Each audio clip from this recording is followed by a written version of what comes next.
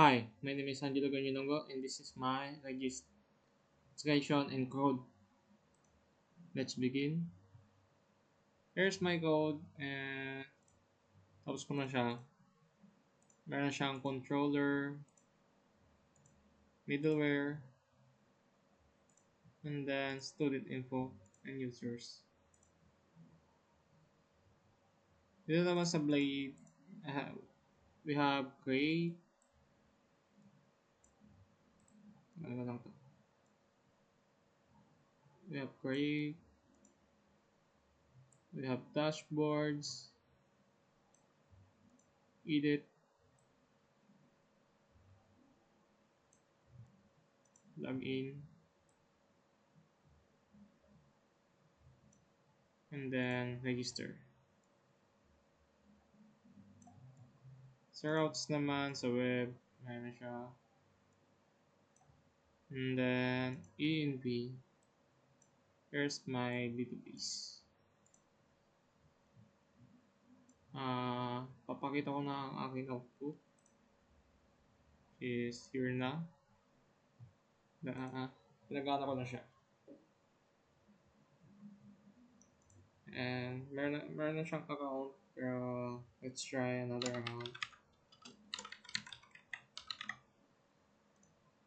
Then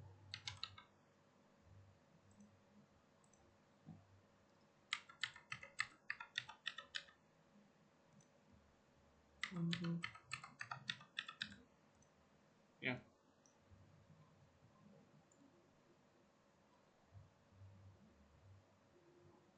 Nandito na siya sa dashboard. Storage management system.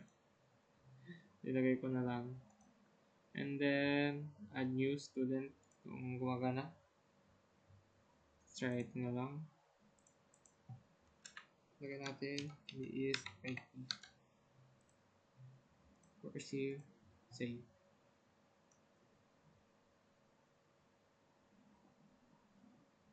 Try natin i-edit kung gumagana. Let's try spring. Update. Meron na. Palitan na siya. Let's try delete kung nag-delete siya.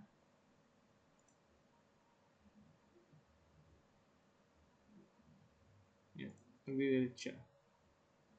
Then, nag-out. Ganun sa login, gumagana din.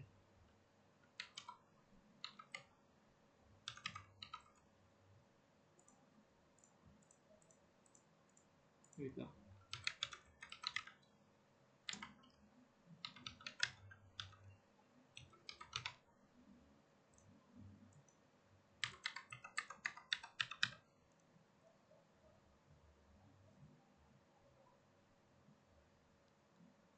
Gumagana.